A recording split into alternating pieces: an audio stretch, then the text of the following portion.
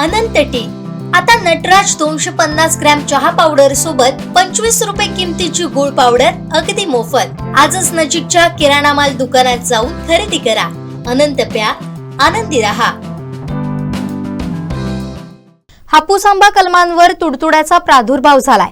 यामुळे आंबा पिकाचं खूप जास्त प्रमाणात नुकसान होत असल्याची चिंता कुणकेश्वर येथील आंबा बागायतदार शेतकऱ्यांनी व्यक्त केली आहे।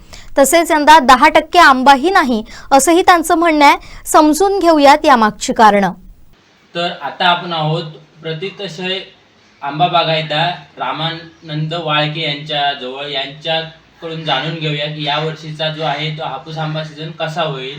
काय सांगाल आपल्या देवगड तालुक्यात या वर्षीचा आंबा सीझन कसा होईल, काय सांगाल?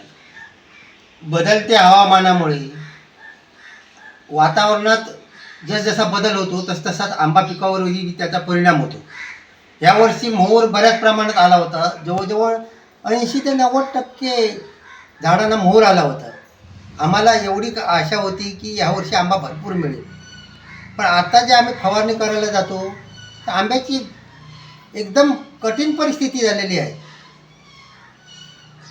आंब्याची एकदम कठीण परिस्थिती झालेली आहे। यावर्षी 10% पण लोकांकडे आंबा नाही आहे।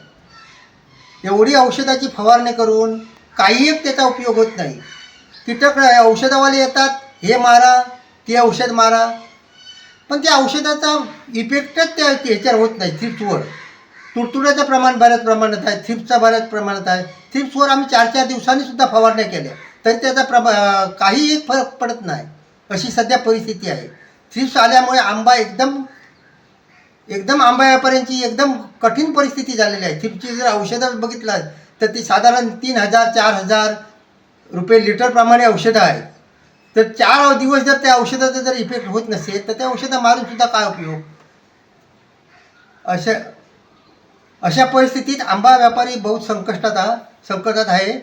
राज्य सरकारने याच्यावरती सुद्धा आंबा व्यापाऱ्यांना किंवा आंबा शेतकरी जे आहेत त्यांना अशी मदत केली पाहिजे। तर या वर्षी केरळवरून हापूस आंबा भरपूर वाशी मार्केटमध्ये दाखल होत आहे। तो आतापासूनच दाखल झालेला आहे। देवगड हापूस या नावाने तो विकला जात आहे। तर त्याबद्दल आपण काय सांगाल? केरळचा असू दे किंवा प्रत्येक भागातले जे आंब्याचे व्यापारी आहेत, देवगडचं त्याला ते लेबल लावतात आणि ते आंबा विकतात।